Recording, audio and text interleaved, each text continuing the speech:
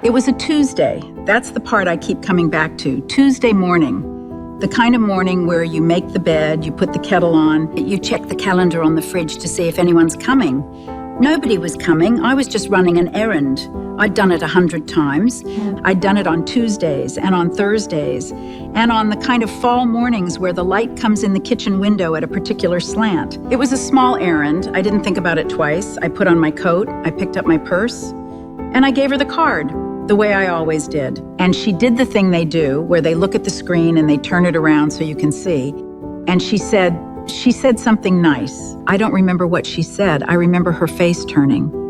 And I remember the screen turning and the number on the screen. And the woman behind the counter said, "Would you like a copy?" I think she said it twice. The second time, my hand moved before I did. I took it. It was folded, the way they fold a receipt. I didn't open it. I had the strangest thought, you know? I thought, well, not here. I will not stand here and look at this. And then I put it in my purse. And I walked out of the bank. And the whole way out, I kept thinking the same thing. 3 words. Just 3 words, over and over. Where did it go?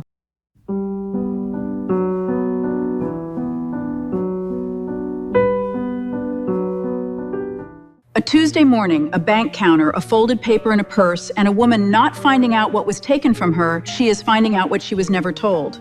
The walk to the car was, I'll tell you something, I have walked to that car a lot of times, from the grocery store, from the church, from the little place where I get the bird seed for the feeders. The car has been mine, well, ours and now mine, since 2014. I know the walk. I know how many steps it is from that bank door to the spot in the lot where I usually park. I was counting. I didn't mean to be counting, but I was counting. And the whole time I was counting, I was holding my breath. I didn't realize I'd been holding it until I sat down in the driver's seat and put my hands on the wheel and let it out, like a tire. The way a tire goes flat. Not all at once, just out. All at once, just out. You didn't open the purse? No, I did not open the purse. I sat in that parking lot for, I don't know, long enough that the woman next to me came back out with her grandchildren and loaded them in. Long enough that the light shifted. I did not open the purse. I held the keys. I had my hand on the keys. I kept thinking, I could just go home. I will just go home. I will make tea. I will not look at this in a parking lot. And I thought of my mother who never drove, my mother who never had a bank account in her own name. I thought, well, Ellie, you are sitting in a car you can drive, holding a piece of paper folded up in a purse you bought yourself, and the paper has a number on it that you do not understand. So go home. So I went home. You went home and you did not open it. I went home and I did not open it. I put the purse on the chair by the door the way I always do. I went to the kitchen. I put the kettle on. I sat at the table. The purse stayed on the chair by the door. The folded thing inside it stayed folded. And I told myself, you don't need to look at it yet. You will look at it later. There is no rush. You have all afternoon. I did not look at it that afternoon. I did not look at it that evening. I made dinner. I watched the news. I went to bed. I put the purse on the dresser, the way I always do, and the folded thing inside it stayed folded. What kept it folded? That's the part I want to tell you. That's the part I came here to tell you. Because I think it stayed folded for the same reason it had been folded for a long time, before that morning, before anyone turned a screen toward me. Somebody had told me a long time ago that I didn't need to look at things like that. And somebody else had told me a few years after that they would handle it for me. And somebody else had told me just last winter that I got confused by statements. And I had let all of those somebodies be right. I had let them. And the folded thing in my purse, the folded thing on my dresser, that thing was just the next page of a story I had been not reading for 40 years. Tell me about the first one. The first time. Was there a moment you remember? There is. I have thought about it more times this past year than I had in 20 years before that. It was 1986. It was a Saturday in October. I remember the leaves because the kitchen window looked out on a maple tree in the side yard, and the leaves on the maple that year went very, very red. Red the way a brick is red. We were in our second house then. Howard and I had been married, let me think, 14 years by then. The boys were small. Mark was 11. Linda was 8. The dish towel I was holding had a print of a rooster on it. I don't know why I remember the rooster. I had a lot of dish towels. We were a household. But I remember the rooster. The dish towel was a wedding gift from a cousin of Howard's. The handle on the kettle was wood. They used to make them with wood handles, and the wood would get a little dark over the years from the steam. Our kettle had a dark wood handle. The kitchen had a green linoleum floor. I had stood on that linoleum 1,000 times. 1,000 times by 1986. We had a mortgage statement on the counter, a paper one. They came in those long envelopes. I remember picking it up because I was wiping down the counter and the envelope was in the way. And I looked at it. I had not opened it. Howard always opened those. But I held it up. I was just curious. It was my house, too. And I said, oh, what is I don't even remember what I was going to ask. The interest? Maybe. The principal? I had heard those words. I had heard Howard say those words on the phone with the bank. I was just going to ask. And Howard came in from the back porch with the newspaper folded under his arm, the way he always carried it. He saw me. He saw the envelope. He saw my face. And he came over to me and he took the envelope very gently out of my hand, the way you take something out of a child's hand when you don't want them to break it. He set it on the counter and he kissed the top of my head and he said, you don't need to worry about that. That was the first time, October of '86, the rooster dish towel, the kettle with the wood handle, and my husband, who loved me, who would have done anything for me, kissed the top of my head and said what he always said. And he meant it. He meant, I'm going to take care of this. He meant, I love you, and one of the ways I love you is by carrying this thing so you don't have to. That's what he meant. That's what I heard. That's what I let him mean. You let him mean it. I let him mean it. I am going to tell you something I have not said out loud before. I was relieved. When Howard took that envelope out of my hand, I was relieved. Because if I had asked him about the interest or the principal or the line that says how much you still owe, I would have had to follow the answer. I would have had to know. And I had 2 small children and a house that needed wiping down and a casserole going in the oven for the neighbors who had just had a baby. I was tired. And he was offering, and I let him offer. That is what I want to say about it. That is what is so. That is the part. He offered. He didn't take it. He offered. And I said yes. I said yes by putting the envelope down. I said yes by going back to the dish towel and the rooster and the counter. I said yes by not picking up another one of those long envelopes for 40 years. For 40 years. 40 years of, well, you don't need to worry about that. And I leaned into it. I leaned into being the one who didn't need to worry. I leaned into being the one who made the casserole when the neighbors had the baby and held the calendar and remembered every birthday and washed every dish. That was a good leaning. I am not going to sit here and tell you that I regret making the casseroles. I do not regret the casseroles. The casseroles fed people I loved. But I was also leaning a little bit out of the other rooms in my own house, out of certain rooms. I leaned out of the room where the mortgage statements were. I leaned out of the room where the savings account was. I leaned out of the room where decisions were being made about how long we would keep this house and when we would refinance, and whether we would put a roof on it in 2003 or 2004, and whether we would help Mark with college without going into debt. I leaned out. Howard was in those rooms. I was in the kitchen with the rooster dish towel. And you remember the rooster?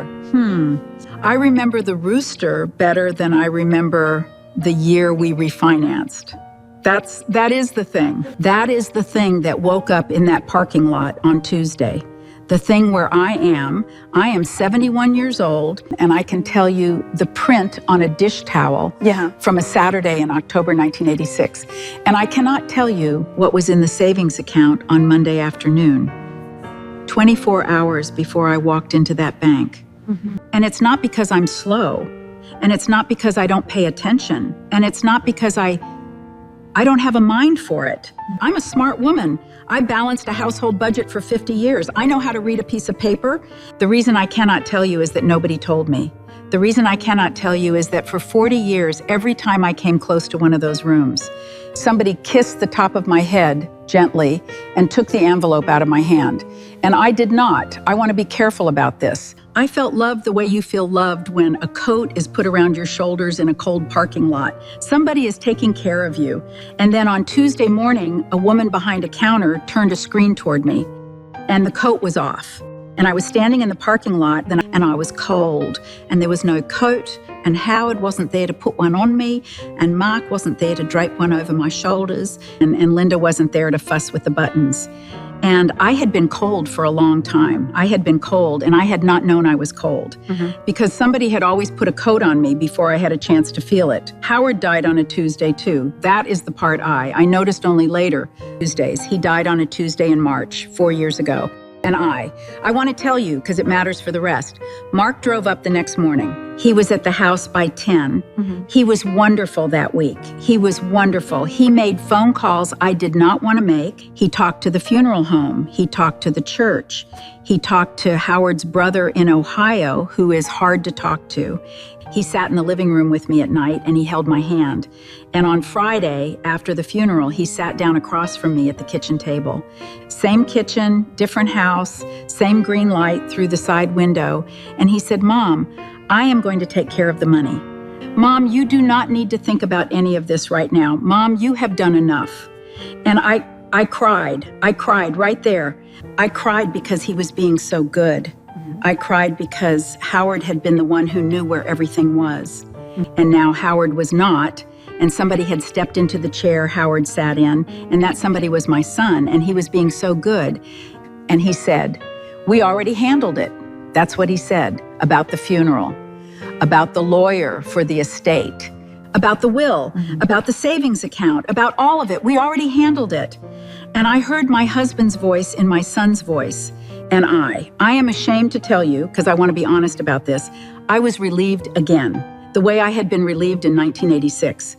Somebody was offering, somebody was carrying it, and I said yes by not saying anything. I said yes by getting up to make coffee. The first thing he did was the mail. 3 weeks after the funeral, he sat me down at that same table. He had a folder with him. He had a piece of paper from the bank. He said, "Mom, I am going to have the statements come to my house from now on, just for a little while, just until things settle, just so nothing gets lost.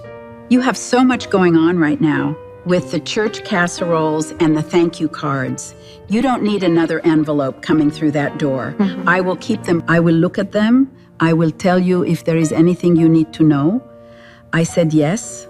I signed the paper. The paper had my signature on it and his address on it. I did not. I was not paying attention to where his address was on that paper. I was paying attention to the fact that he had brought a sandwich for me from the deli on his way over. Roast beef, Howard's favorite. He brought me Howard's sandwich. I ate it. He took the paper. And the statements stopped coming to the house. The statements stopped coming. They went to his address. For 3.5 years, I will tell you the thing I noticed for the first time only this past March, I noticed the mailbox at the end of my driveway. I was walking up the driveway with 2 bags of groceries, and I looked at the mailbox, and I had not pulled mail out of that mailbox in months. There was almost never anything in it that mattered to me. There was a church bulletin. There was a flyer for a landscaper. There was a credit card offer for Howard, still 4 years later, addressed to Howard Whitaker, deceased Howard Whitaker, and somebody at the credit card company did not know. The mail had thinned out. The way a forest thins. You do not notice a forest is thinning until one day you can see the road from a place you used to not be able to see the road from. The mail had thinned, and I had not noticed. And then on Tuesday morning, when I drove home from the bank with the folded thing in my purse, I came in the side door. And I went into the kitchen, and for some reason, I do not know why, I went to the chair by the door, and I took the folded thing out of the purse, and I walked it into the kitchen, and I set it on top of the mail pile. There was a mail pile on the corner of the kitchen counter where I keep the junk mail before I throw it out on trash day. There was the church bulletin from 2 weeks ago. There was the landscaper flyer. There was a card from my sister Patty. There was an envelope from Medicare. And on top of all of that, I set the folded thing from the bank. It looked very ordinary on the mail pile. It looked like another piece of mail. It looked like a coupon. It looked like the church bulletin. It looked like nothing. I did not open it. I just put it on the pile, and I went to the kettle. You walked it into the kitchen. You did not open it. What did you do next? I called Mark. I picked up the kitchen phone, the one on the wall with the long cord that Howard refused to replace until the day he died. I picked it up and I called Mark. I did not. I was not going to tell him about the bank yet. I wanted to hear his voice. And I said, Mark, I am wondering about the savings. I am wondering about that joint account. And there was a small silence, the kind of silence where you can hear the other person decide what to say. And then he said, Mom, you don't need to worry about that. And the kitchen got very still. And the kettle was not on yet. And the mail pile was on the counter with the folded thing on top of it. And I heard, for the first time in 40 years, I heard it. I heard the words. I had heard those words my entire adult life. I had heard them in 1986 from a man who loved me. I had heard them across decades. I had heard them at my own kitchen table. And now I was hearing them from my son, about my own savings account. 3 weeks after I had been to the bank, 2 hours after I had brought home the folded thing from the bank.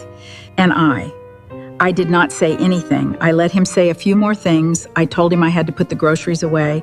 I hung up the phone. And the folded thing was still on the mail pile.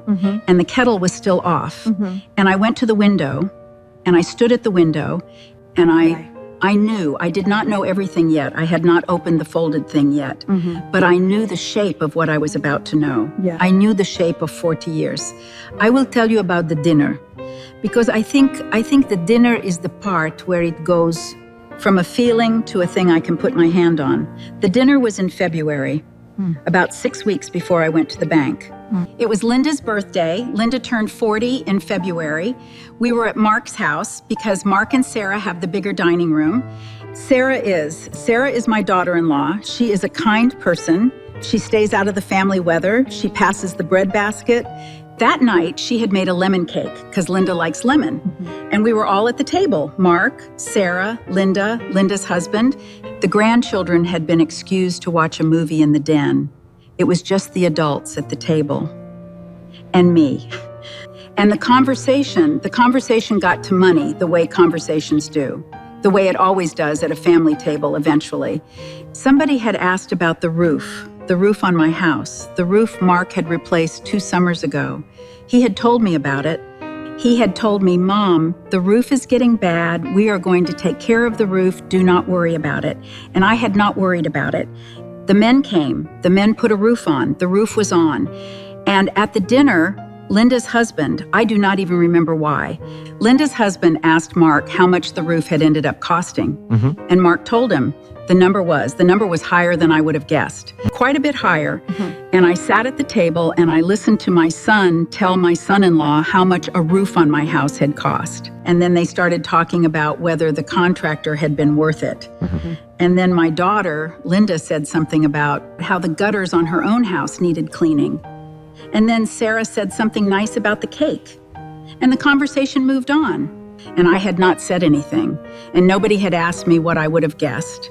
And nobody had asked me whether I had agreed to that contractor. Nobody had asked me, in fact, when I had last seen the receipt for the roof. And I do not think anyone at the table knew that they had not asked me. That is the thing I want to be clear about. Nobody had a plan. Nobody was doing anything bad. Nobody was hiding anything. They were just talking about my roof around me at my daughter's birthday dinner. And then Linda said the thing. She is a school teacher, and she has a teacher's way of explaining something to you that is kind. It is the way she would explain something to a child she is fond of. I watched her use that voice on her own students one Christmas when I visited her classroom. It is a beautiful voice. It is a voice I am proud of. She turned to me and she said, Mom, you don't have to keep up with all of this. You know that, right? Mark has it. We have it. We don't want you to worry. Honestly, you get a little confused by statements, and that is okay. That is what we are here for. That is what Dad would have wanted. You get a little confused by statements. That is what she said. She said it the way you say the kindest thing in the world. She reached across the table when she said it. She put her hand on top of my hand, the way you do when you love somebody and you do not want them to feel embarrassed. She was not being cruel. She was being kind. She was being so kind that I did not know what to do with my face. I did not know whether to thank her. I did not know whether to argue. I did not know whether to push my hand out from under hers. I left my hand under hers. And I said, "Thank you, sweetheart." And Sarah brought out the cake, and we sang the song, and Linda blew out the candles. And I did not bring it up again that night. I drove home. The drive home I think there were maybe 4 traffic lights on the way home, and I do not remember any of them. She said you get confused by statements. I have not been confused. I have been not shown. There is a difference. There is a very large difference between confused and not shown. A person who is confused has had a piece of paper put in front of them and could not understand it. I had not had a piece of paper put in front of me in a long time by any of them. I was not confused. I was being told I was confused. And then I was being protected from a confusion I was not having. And I cannot tell you what it does to a person to be protected from a feeling they are not having. It is like being given an umbrella on a sunny day by somebody who loves you. And you cannot say, "It is sunny," because they love you, so you carry the umbrella. And after a while, you forget what sun on your shoulders feels like, because the umbrella is always there.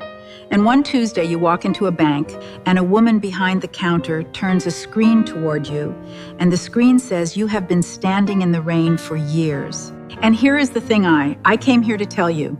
The roof was real. The roof needed replacing. The contractor was probably good. Mark probably negotiated. The check probably cleared. The new shingles are probably going to last 20 years. Everybody at that table was telling the truth. There is no villain in any of this. Nobody is stealing anything. Mark is not. Mark is an accountant. Mark would not steal from his mother. Linda would not. They paid for the roof. They paid for Linda's daughter's first year of college. Did I mention that? They paid Linda's daughter's tuition the first year. And then Mark told me later, and I agreed. I said yes by saying, "That's nice, dear." They had taken out some money 2 winters ago to help Sarah's brother, who had been laid off. And Mark had told me at Thanksgiving, he had said, "Mom, we used some of the savings to help Andy out. We will put it back." And I had said, "Of course you will, of course." I said yes. I said yes to every one of those things by not asking, by trusting, by being grateful that someone was carrying it, by accepting the umbrella on the sunny day. The wound is not that they spent it. The wound is that I did not get to be part of any of those decisions about my own life. The wound is being told you get a little confused when you have not been confused, when you have been not shown. And the folded thing on the mail pile in my kitchen, the folded thing was the receipt for 40 years of not being shown. That night I could not sleep. I went to bed at the regular time. I lay in the dark. I listened to the house. The house makes sounds at night. The refrigerator hums. The radiator clicks. The wind moves the screen door if I forget to latch it. I knew all of those sounds. I had slept through them for 5 years in 3 different houses. That night, I heard every one of them.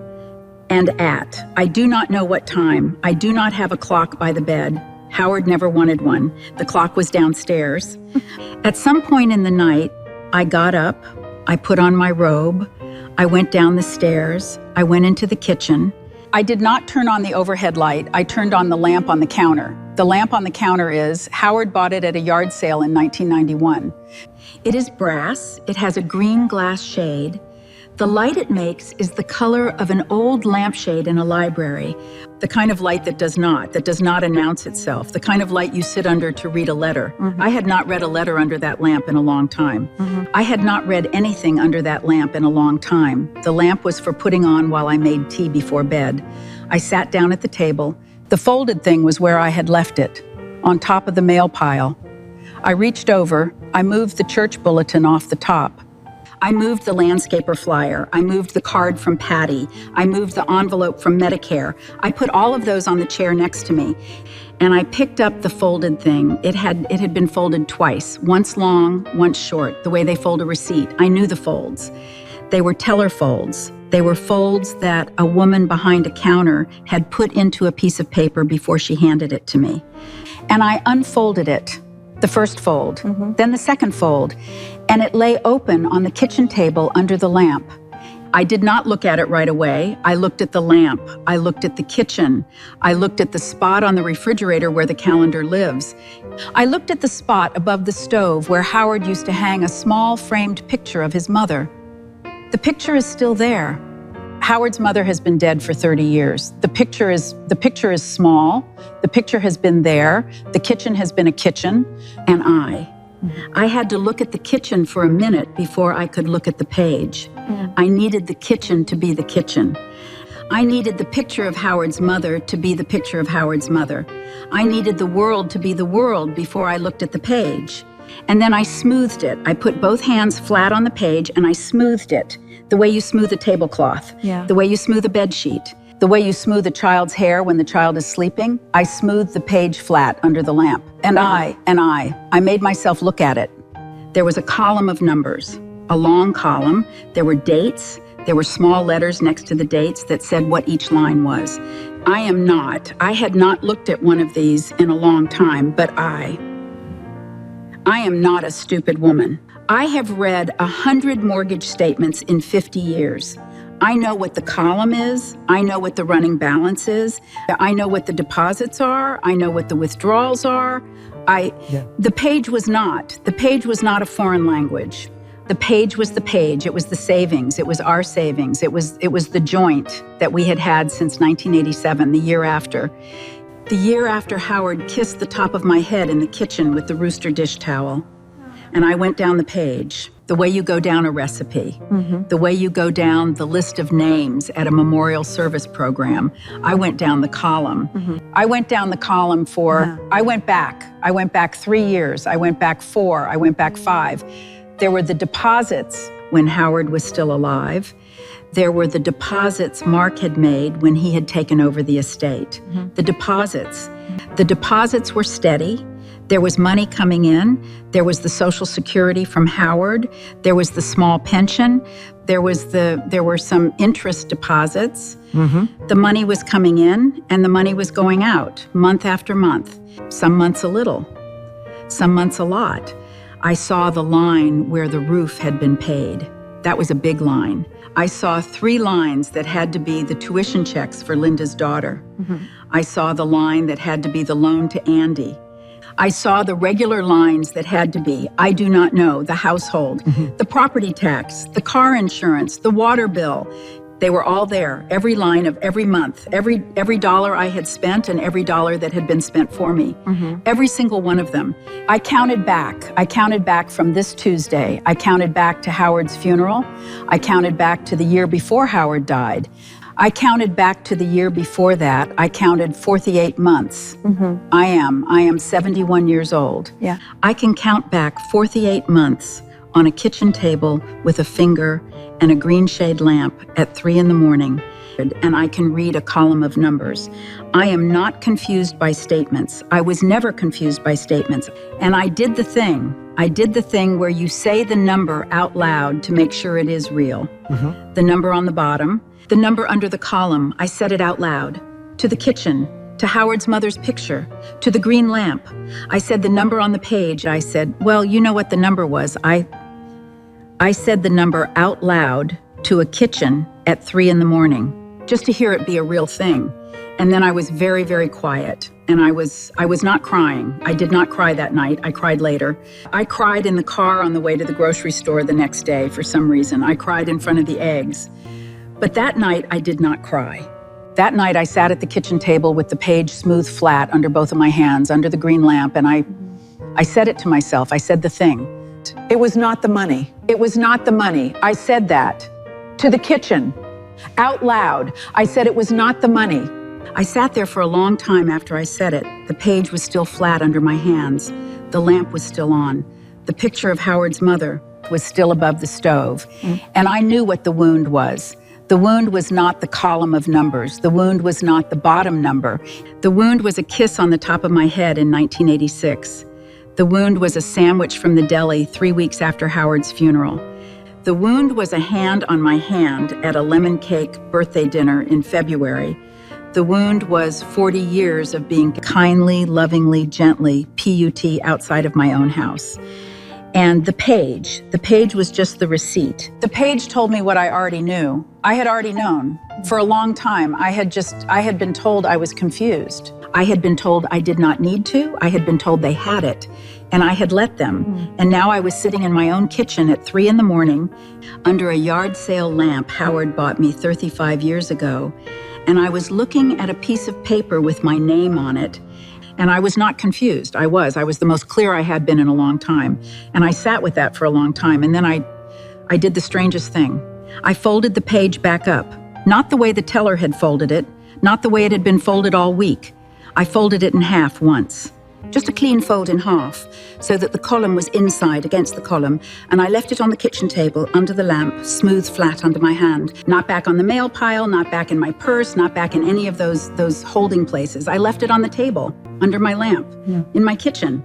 And then I went up to bed. I did not sleep that night either, but I did not need to. I had said the thing. The page was on the kitchen table. The page was waiting for me in the morning. And the kitchen would still be the kitchen in the morning. The picture of Howard's mother would still be above the stove. The lamp would still be there.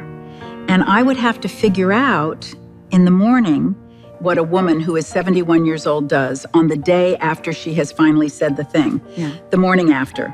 I came down the stairs. I came down the stairs in the same robe I had gone up in. The kitchen was the kitchen. The picture of Howard's mother was above the stove.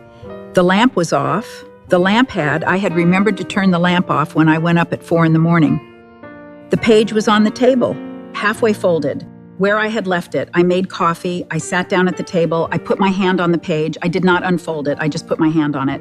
I drank my coffee, and then I said something out loud to myself, to the kitchen, to the picture of Howard's mother. Maybe, I said, you don't need to worry about that. I said it out loud. I said it the way Howard said it, soft, the way you say something to a child who is upset about a small thing. I said it, and I sat with it. I sat with what those words felt, like in my own mouth, said to nobody, with my hand on a piece of paper that had my name on it. And I want to tell you what I noticed, because this is the part the words felt foreign. They did not feel like my words. They felt like a hand-me-down sweater. I had been wearing them since my son Howard kissed the top of my head. I had been wearing them since Mark brought me the roast beef sandwich. They felt like somebody else's words that I had been wearing for so long I had thought they were mine. I had been wearing them since 1986. I had been wearing them since Linda put her hand on top of my hand at a lemon cake birthday. They were never my words. They were a thing I had been told. You don't need to worry about that. No, that is not what I would say. I would not say that to me.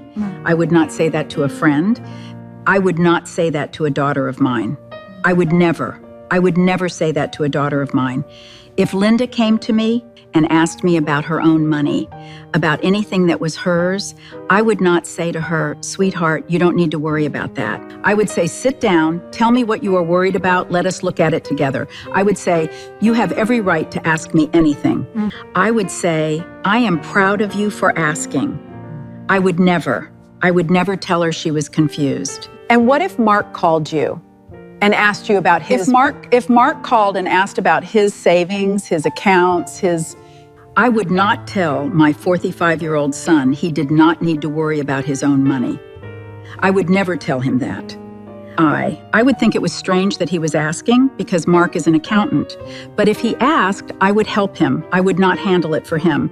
I would help him look at it. Yeah. And the children, when the grandchildren were small and would come to me with anything, a scraped knee, a lost shoe, a bad dream, a worry about a friend at school, I never told one of those grandchildren they didn't need to worry. I would say, tell me. I would say, I am right here. I would say, what is the worry? That is what a grown person says to a worried person. They say, what is the worry? They do not say, you do not have it. And I sat at the table and I had this very simple thought. I thought, well, if I would not say it to my daughter, if I would not say it to my son, if I would not say it to a small grandchild with a bad dream, why on earth have I let it be said to me? For 40 years. We had Linda and her family over for dinner the next Sunday. I had not opened it again. The page. I had not put the page in front of any of them. I had not picked up the phone to ask Mark what the column meant. I had not done any of that yet. I cooked dinner. Yeah. Pot roast, Linda's grandmother's pot roast, which is Linda's favorite. Linda came over with her husband and her daughter, Annie, the grandchild. Annie is 11 now, 11. We ate, we talked. The talk was nice. The talk was the kind of talk a family has at a Sunday dinner. And the page was, I had moved the page from the table before they came. I had put it on the sideboard in the dining room, on the corner of the sideboard where you keep the placemats. I had put the page there. I had not hidden it. I had not put it in a drawer. I had not put it on top of the mail pile. I had put it on the corner of the sideboard, smoothed flat, halfway folded, where any one of them could see it, where I could see it, the whole dinner, from my chair at the table. Annie noticed the dog under the table. Linda's husband noticed the football game on his phone. None of them noticed the page. And I sat at my own table at my own dinner and I ate my own pot roast and I had been about to say something. I had been about to bring it up. I had it ready. I had a sentence ready. I was going to say, Linda, I went to the bank. I was going to say it like that. Just like that, I went to the bank. And the bank told me something. And I want to talk to you and your brother about what the bank told me. And then the moment came in the conversation where I could have said it. And I did not say it. I did not say it because I was not ready. I was not ready to hand the page across the table. The page on the sideboard, smoothed flat, that page was mine. That page had been on my kitchen table at 3 a.m. That page had been under my hand. That page had a column on it that I had read with my own finger. And I was not going to pass it across the table to my daughter. Not yet. Not at a Sunday dinner. Not over pot roast. The page was mine first. I needed the page to be mine for a little longer. You did not pass it across the table. I did not pass it across the table. And here is the thing I am proud of, a little. I am proud that I did not pass it. Because the old me from before that night, the me from before the kitchen at 3 a.m, that me would have passed the page across the table. That me would have said, here, I do not understand this. Can you take a look? And whichever one of them was sitting closest would have taken the page. And the page would have left my hand. And the page would have become their page, the way every other page of my life had become their page, by being handed across. And I did the smallest thing. And I went back into the dining room, and the page was on the sideboard where I had left it. And it was still mine. I had not, when they have said something unexpected. And then she said, well, okay, Mom. And she put her coat on. And they hugged me. And they left for the first time. And then I recalled, and I will tell you this, and then I will stop talking for a minute. I recalled my son saying, 3 weeks after his father's funeral, in my own kitchen, with a sandwich on the table, with a piece of bank paper in front of him, with my signature line on it, I recalled Mark saying, we already handled it. And in the dining room of my own house, after Sunday pot roast, with the page on the sideboard, I heard the words for what they were, not as kindness, not as my son being good, as the thing that had been said to me my whole life by people who loved me. We already handled it. There was a we, and there was an it, and there was no you. And I had been the you my whole life, the you who did not need to, the you who did not have to, the you who was a little confused, the you who would not be troubled. And the page on the sideboard was mine. And the column on the page, I had handled that column with my own finger at 3 a.m. I had handled it by myself in my own kitchen. You picked up the phone. I picked up the phone. It was Monday morning, the Monday after the Sunday with the pot roast. The page was on the corner of the kitchen counter where I had moved it back from the sideboard the night before. The page was right there, where I could see it. I made my coffee, I sat down, I drank half of it, and then I I got up Yeah. and I walked to the wall phone, the kitchen phone, the one with the long cord, the one Howard refused to replace. I picked it up and I dialed the number. The number was on the page. The page had a phone number on the corner, customer service. I had not thought I would call it. I had spent 2 weeks thinking I would not call. I had thought I would talk to Mark first. I had thought I would talk to Linda first. I would prepare a speech for them. I had drafted a speech in my head for 2 weeks. The speech was beautiful. The speech was a calm, fair, careful speech addressed to my 2 adult children, explaining that I had been to the bank. I had thought I would prepare a speech for them. I had drafted a speech in my head for 2 weeks. The speech was a calm, fair, careful speech addressed to my 2 adult children, explaining that I had been to the bank and that I had read the column with my own finger, and that I wanted them to understand that I was not angry, but that I needed certain things to change.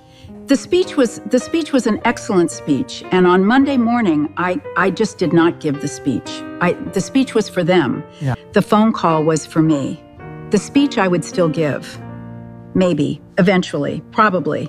But the phone call was the first thing I was going to do in my own voice, by myself, for myself. And I did not need to give a speech to do that. I just needed to dial the number on the corner of the page. A young woman answered. She sounded very young. She sounded like she might have been Annie's age, almost. 20 maybe? 22. She said the name of the bank. She asked how she could help me. And I had not thought about what I would say to her. I went into the branch on Main Street 2 weeks ago, and I looked at a savings account that has my name on it. And I would like some information about that account. And she said, "Oh, of course, ma'am, I can help you with that." And she asked me a couple of things. The account number, which was on the page, my address, which I gave her, my date of birth, which is January 14, 1955. And then she asked what I would like to know. And I had thought about that part. The whole time the kettle was heating. I told her 3 things. I told her, I would like every paper statement for this account to be mailed to my home address from now on, not to my son's address. I told her, I would like to be removed from any electronic statement service the account is currently on there because I do not use a computer. And I told her I would like to confirm who is currently listed as having authority on this account. And I would like to make sure that I am one of those people because my name is on the original signature card from 1987. The young woman was very kind. She said, "Ma'am, can you hold for a moment while I pull all of that up?" And I held. I stood at the kitchen wall with the long cord wrapped once around my wrist, and I held. I looked at the page on the counter. I looked at the picture of Howard's mother over the stove. I looked at the bird feeder out the back window where the chickadees come. I was not nervous. I was very, very calm. I had not been this calm in 2 weeks. She came back. She said, "Ma'am, I have a couple of things to tell you." She said, The address of record for paper statements is listed as a different address. That is what she said. She did not say it is your son's address. She said a different address. And she said, "Do you want me to change that?" And I said, yes. "Yes, please change that to my home address." And then she said something that it is going to sound small. It is a small thing. She said, "Ma'am, would you like me to send a confirmation letter to your home address confirming this change?" And I said, yes, please send me a confirmation letter to my home address in my name. I asked for a piece of mail to come to my own house with my own name on it, confirming that the other mail would also come to my own house with my own name on it. I asked for a piece of mail from the bank to me. You asked for it in your own name. I asked for it in my own name.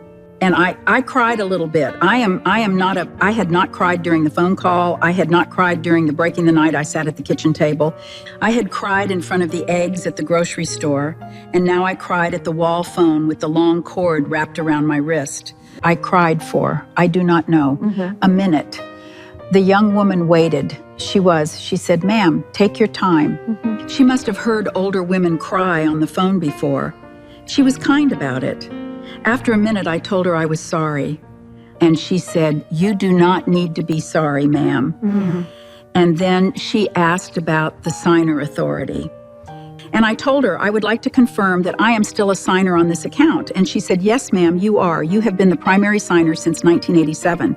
And I said, "Well, I am still here." And she said, "Yes, you are, ma'am." Mm-hmm. And then I asked the last thing. I said, "I would like to also receive any communication you would send about this account by mail to my address, in my name, not by email, not by text message, not by phone call to any other number, to my address, to my name, to my mailbox at the end of my driveway."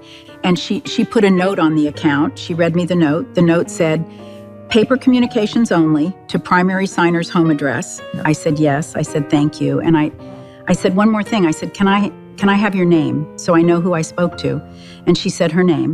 I will not say her name on television. But I wrote her name on the corner of the page, right next to the customer service number. And I hung up the phone, and the page was on the counter. Mm-hmm. And there was a name in pencil in the corner of the page, a young woman's name, who had read my address back to me, with 2 T's. The next morning, the morning after the phone call, I went to the bank. Not to the same branch on Main Street, mm-hmm. to the other branch, mm-hmm. the one on Maple. Mm-hmm. Because the Maple branch has a parking lot that you do not have to back out into traffic from. I am a careful driver. I parked, I went in, I waited. A man at a desk waved me over. A bank officer, mid-50s, glasses. He had a coffee mug on his desk that said something about being the world's best grandfather. I sat down across from him. I said, "I would like to make sure the signer authority on my joint savings account is up to date." I said, mm-hmm. "I have been on this account since 1987. My husband Howard passed in 2022. My son was added as authorized to access the account after my husband's funeral. I would like to make sure that I am still listed as the primary signer with full authority. And I would like to make sure that no other person has been added as a signer without my signature being on a card with my signature on it." That is how I said it. Twice with the word signature. He pulled it up on his computer.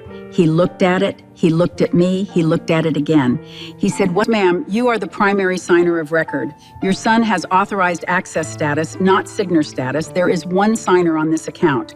And it is you. And I will tell you, I had wondered whether my name had been quietly taken off. I had wondered whether somebody had. I am not going to lie about that. And it turned out I had not been taken off. I had been there the whole time. I had been there with my signature from 1987, the only signer. I had been a signer the whole time. I had let myself believe I was not. I had been told I was confused. And so I had been confused about whether I was even on my own account. I was on my own account. I had been on it since I was 32 years old. Yeah. With my own signature. And nobody had taken it off. Mark had not done that. He had not taken my name off. What he had done was he had himself added quietly to get access, to make things easier. Yeah. He had not taken anything from me on paper. He had taken looking at the paper. He had not taken the paper. And I asked the man at the desk one more thing. I said, "Can you give me a single-page summary of the current status of this account with my name on it, today's date, mm-hmm. so that I have something to take home?" Yeah. And he printed it, and he handed it to me. Yeah. And I looked at the top of the page. My name was on it, and the date was on it. And below the date, the line said primary signer of record. And I had asked for that piece of paper, and he had given it to me, and I had taken it. I folded that one once, just once, the way I had folded the page from 2 weeks ago when I had refolded it on the kitchen table at 3 a.m. I folded it once, I put it in my purse, I drove home, I came in the side door, I put the purse on the chair by the door, I went into the kitchen. And the page from 2 weeks ago was still on the counter where I had left it after the phone call. I had 2 pages now. The first page, the page from the teller, mm-hmm. had the column on it. The second page, the page from the man at Maple Branch, I took both of them out of the kitchen. And I walked them up the stairs into the bedroom, my bedroom, not the bedroom Howard and I had shared all those years. Well, the same bedroom, but it is mine now. And the bedspread is the bedspread I picked out after he died because I had wanted a yellow one and Howard had always wanted blue. And we had had blue for 47 years. And after the funeral, I bought a yellow one and I put it on the bed myself. I walked the 2 pages into my own bedroom. to the nightstand. The nightstand on my side of the bed, the side I had slept on for 47 years, the side I still sleep on. I put both pages on the nightstand. Under the bedside lamp Howard and I bought together at a flea market in, I do not remember the year, but it has a porcelain base painted with small blue flowers and a cream shade. I put both pages there. The page from the teller, the page from Maple Branch. Side by side, under the lamp, on my own nightstand. And I stood there for a minute with my hands at my sides, looking at the 2 pages on the nightstand. And nobody in the world knew where those pages were. Mark did not know. Linda did not know. Sarah did not know. Annie did not know. The young woman from the bank did not know. The man at Maple Branch did not know. Nobody. Just me. The pages were under my lamp, on my nightstand, in my bedroom, in my house. And I knew where they were. And the phone rang downstairs, the wall phone. I went down, I picked it up. It was Mark. He had called to ask whether I wanted to come for dinner that Friday. Sarah was making a pot roast. The grandchildren were going to be there. He was being good. He was being my good son. And I said, yes, Friday would be lovely. And then he had heard something in my voice. I think. Mothers know when their sons hear something. He said, Mom, are you okay? Is everything okay? And I said, I am fine, Mark. And he said the thing, Mom, you don't need to worry about that. And I stood at the wall phone with the long cord. And I did the thing. I did the smallest, calmest thing. I said, I do, sweetheart. I do need to worry about that. It is my account. And I have been to the bank. And I would like for you and Linda to come over before Friday dinner so we can talk about it. Calmly, with the page on the table, together, and Mark. There was a silence, the way there was a silence on the phone in February when I had asked about the joint account. But this time, the silence was on his side. And after a minute, he said, okay, we can come over. When? And I said, Friday before dinner, 4 o'clock, both of you. And he said, okay. And I said I would see him then. And I told him I loved him. Because I do. I love my son. And he said he loved me too. And we hung up. And I went back upstairs to the bedroom, to my bedroom. The 2 pages were still there, under the lamp. And I had said it out loud to a person, to my son, with my own voice. I had said the words back to the words. And I had not yelled. I had not punished anybody. I had just said the true thing, with my whole life behind it. Friday came, Mark came, Linda came. They came at 4 o'clock the way they had said they would. I had not made a fancy thing. I had made tea. I had cut up a piece of pound cake.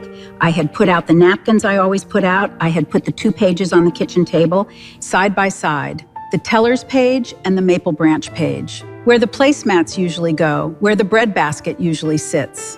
I had put them there, both of them, smoothed flat, out in the open, on my own kitchen table. They came in, they hugged me, they sat down. They saw the pages. Mark looked at me, Linda looked at me. Neither of them picked up the pages. I had thought about whether to slide the pages across. I had decided no. The pages were on the table.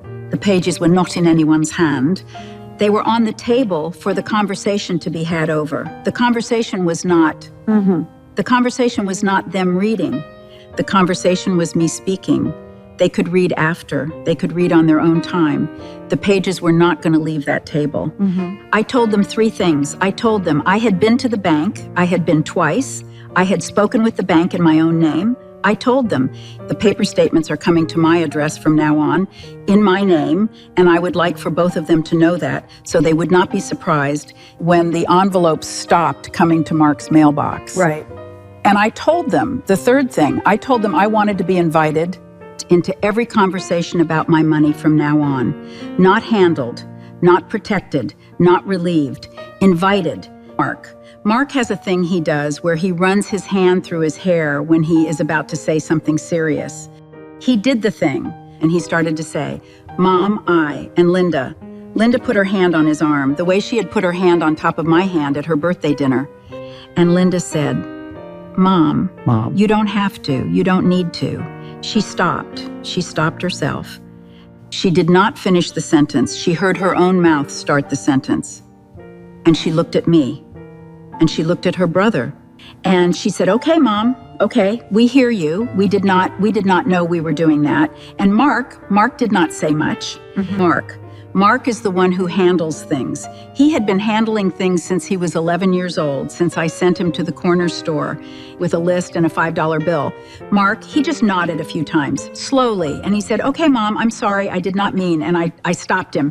I put my hand on his hand, the way Linda used to put her hand on mine, and I said, "Sweetheart, you meant to love me. I know that. We can talk about the rest at the next dinner. Today we are just telling each other where the mail is going." And we drank our tea, and we ate the pound cake, and the pages stayed on the table.